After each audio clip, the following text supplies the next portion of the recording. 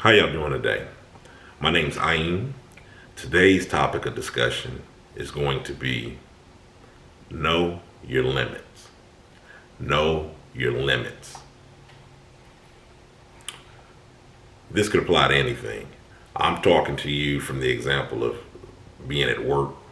This would be something easy to digest and knowing your limits, knowing what you're able to do and not do. I've done several other videos in regards to topics similar to this, in regards to working honest, be concerned with what you should be concerned with.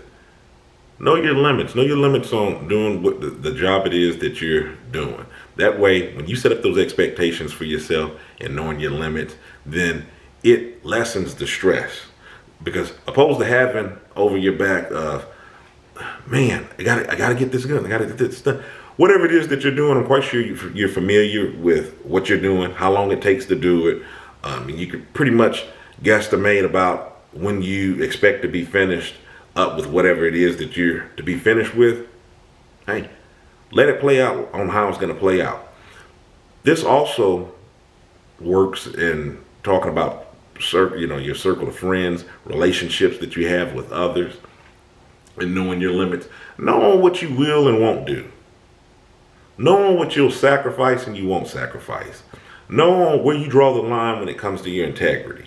I mean, this works all the way around your relationships, job, whatnot. Some people, they don't know their limits. So since they don't know their limits, they're always inching up to that line, or that when that integrity is called in the question, they're just now thinking about the line or where their limits lie. So when that line is up, it's just like, well, do I do this or do I not do this? Do I go ahead and bend the rules a little bit? Do I take this shortcut? This is in any facet of life, dealing with people, just being honest. When you're drawing that line right there, some people, they're governed by fear, and being governed by fear can be a bad thing essentially, because you're living for the pressure of the moment. So to relieve some of that pressure, you may push the line a little further than you normally would. So when you know your limits beforehand, a lot of times knowing your limits beforehand, you adjust the situations accordingly. You know that, hey, look, I don't want to push it too far to this point because that's my limit, that's my breaking point. I want to stay as far away from that as I can, right? So say, for instance, a person with a quick temper, somebody who's quick to give you a verbal barrage of insults when they know that they're ticked off. Them knowing that limit, knowing what shortcomings they may have in certain situations that arise, they know to stay far away from that. Hey, look, I really don't want to be around heightened situations like that. It's better for me to walk away. Or I've even seen it, which is really commendable. I've seen people, and I've done it myself. I've seen people to where they see other people or just bad news or bad trouble, and they steer clear of them. They give them a, hey, how you doing? And keep it on moving, because it's just like, look, I don't want to get tangled up with this fool. And we have to take it there. So, because they know their limits. And you should know your limits in a lot of things. That way you'll know on what lines you're knowing how far you're willing to push yourself. But when you're constantly redefining the line in the moment, you really don't have any limits with anything, and you're just kind of taking it how it comes. You're dealing with these situations on the fly. And sometimes dealing with situations on the fly aren't like the best way to deal with things. Dealing with something on the fly, not knowing your limits, you may be in a situation to where altercation or something is taking place, maybe because of peer pressure, people standing around with you.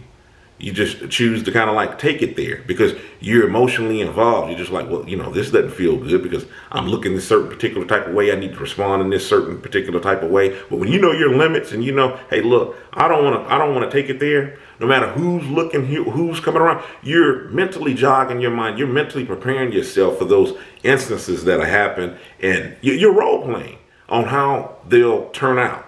And this is how you avoid pitfalls of things that you're weak of or your shortcomings. You're role playing how these incidents will play out, and you're stopping them before they happen. You're being preventative.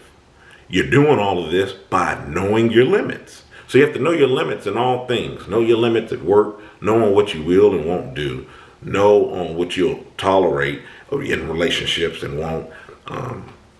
For example, another example of this, if you know that you're not wanting to be argumentative with a loved one, and you know that this person takes it there when they do certain things, or the conversation takes a certain type of turn, then hey, look, I'm gonna go ahead and navigate this way because I'm not trying to argue with you today. I'm not trying to do this. Not saying that verbally, but you already done that role play in your head. So know your limits, whether it's at work, relationships, out and about, just acquaintances. Know your limits. That was the topic of this video today. So think about that. And while you're thinking about that, take just a moment to look at the link in the description box for my book, I Am Kilimanjaro's The Arithmetic of Family Communication. You can get it in paperback or ebook copy.